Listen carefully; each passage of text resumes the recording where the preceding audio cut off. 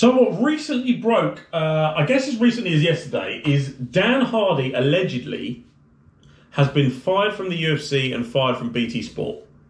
And it was to do with an altercation with a female at Fight Island. Now, that's all we have. That little snippet. And I think that was Dave Meltzer from the Wrestling Observer Radio that broke that news. That's all we've got. So people immediately jump to conclusions and go, oh, he must have done something inappropriate to a woman. Like the fact that it says female is really the crux of the story. It's not really relevant. Until we know the full story, those sort of cliff notes and clippets don't help anyone.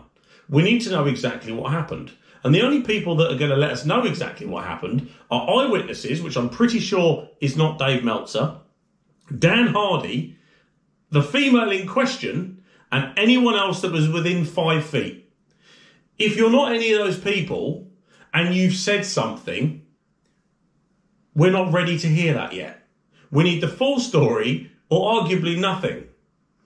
And this is kind of a problem in society at the moment, is that people jump to conclusions straight away. Now, if it comes out that Dan Hardy punched a woman, then fine. But I suspect that's not what's going to happen, because that's not what Dan Hardy's like. My point is, don't jump on a bandwagon until you know the full story. And I'm sure we will find out the full story. What I will caveat to this is Dan Hardy obviously is a very passionate guy.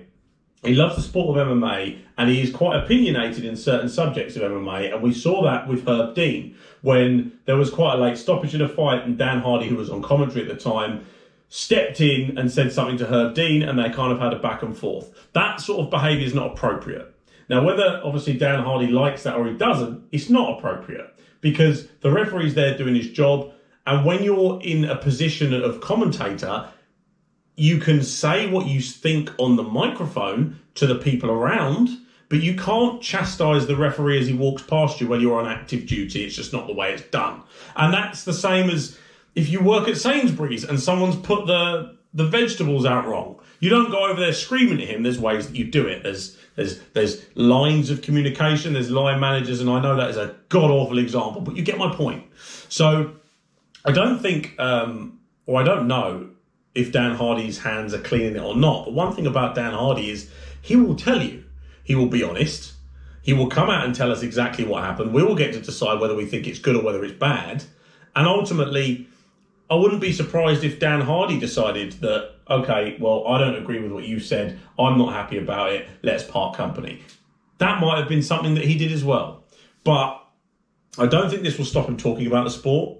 He's obviously got a following on YouTube. He's a former fighter, a very, very knowledgeable guy. The war rooms he does are very, very, very good. The breakdowns that he does, they're very in detail, and he knows exactly what he's talking about. And I'd expect nothing less from a man who has had as many fights as he has and has been around the sport for as long as he has. But it's not right to pile on. We need to know exactly what happened. And I suspect it probably won't be that big a deal. It will probably be a heated exchange. Maybe something was said that was a little bit over the line, and that's the end of it. And anyone that probably knows Dan Hardy, and the people that have come out and talked about Dan Hardy, have said and spoken to his character. So I don't think it could be a storm in a teacup. Until Dan Hardy speaks, we're genuinely not going to know. But one thing's for certain, Dan Hardy will speak.